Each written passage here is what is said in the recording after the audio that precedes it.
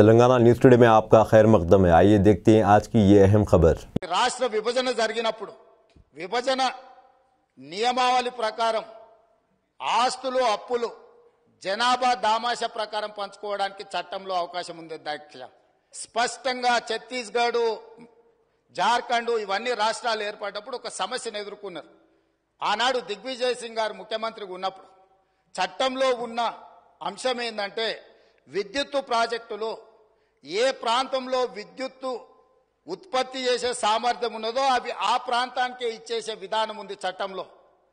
తద్వారా నాడు Madhya Pradesh serious power క్రైసిస్ని ఎదుర్కొన్నది. ఉత్పత్తి చేసేటివేమో కొత్తగా ఏర్పడ్డ రాష్ట్రానికి వెళ్ళిపోయినాయి. వినియోగం మొత్తం మధ్యప్రదేశ్లో ఉండడం వల్ల చాలా తీవ్రమైన విద్యుత్ సంక్షోభాన్ని ఎదుర్కొన్నది. అదే సందర్భంలో ఉమ్మడి రాష్ట్రంలో కిరణ్ కుమార్ రెడ్డి గారు కట్టెపుల్ల పట్టుకొని మొత్తం ఇవన్నీ చెప్పిండు. విడిపోతే తెలంగాణ చీకటి అయిపోతుంది, ఎందుకంటే నియమావళి ఇట్లు ఉన్నది కాబట్టి ఇది అటు పోతుందని. అప్పుడు తక్షణమే తెలంగాణ ప్రాంతం నుంచి పార్లమెంట్ సభ్యులు ఇక్కడనే ఉన్నారు, పొన్నం ప్రభాకర్ గారు, రాజగోపాల్ రెడ్డి గారు, అదే విధంగా వివేక్ గారు, వీళ్ళందరూ కలిసి నిజంగానే ఈ విధానం వల్ల తెలంగాణకు నష్టం జరుగుతుంది, ఈ ఉత్పత్తి చేసే సామర్థ్యం అంతా ఆంధ్రప్రదేశ్లో ఎక్కువ ఉంది, తెలంగాణలో తక్కువ ఉంది, అందుకే తెలంగాణ ఉద్యమం వచ్చింది కాబట్టి ఈ విధానంతో ముందుకు వెళ్తే తెలంగాణకు నిజంగానే చీకటి రోజులు వస్తాయి, దీన్ని సరిదిద్దాలి అని చెప్పి వీళ్ళందరూ కలిసి ఆనాడు కేంద్ర మంత్రి జైపాల్ రెడ్డి గారి దగ్గర వెళ్ళి కూర్చున్నారు అధ్యక్ష.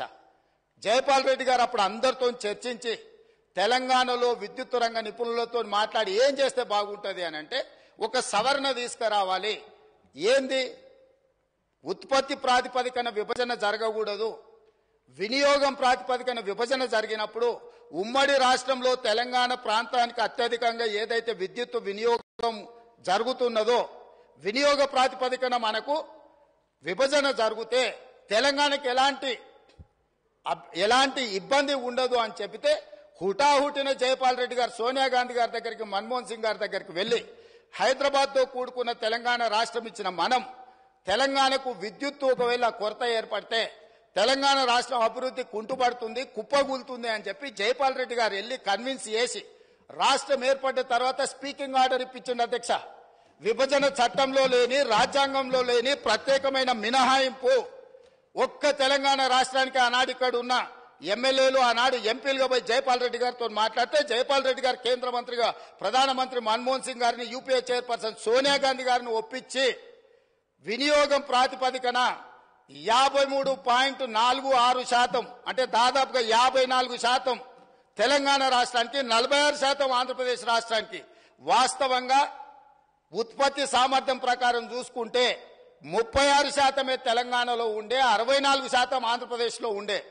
విభజన చట్టం ప్రకారం తెలంగాణకు 36% వచ్చే విధంగా, ఆంధ్రప్రదేశ్కి 64% వచ్చే విధంగా ఉంటే జైపాల్ రెడ్డి గారు తీవ్రమైన కృషి చేసి తెలంగాణ రాష్ట్రానికి 53.46% ఇప్పించి కేంద్ర ప్రభుత్వం నుంచి ఆదేశాలు ఇప్పించి ఆనాడు తెలంగాణ రాష్ట్రాన్ని చీకట్ల నుంచి కాపాడింది అధ్యక్ష.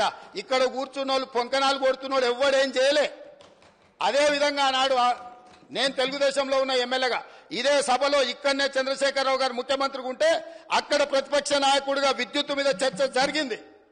ఆనాడు సమాధానం చెప్పలేక తెలంగాణకు చీకటి రోజులని పేపర్లు కింద కొట్టి ఆనాడు స్పీకర్ గారికి ఇక్కడి నుంచి హుకుం జారీ చేసి మార్షల్స్ పెట్టి నా నీడ్చి బయటపడేపించింది అధ్యక్ష.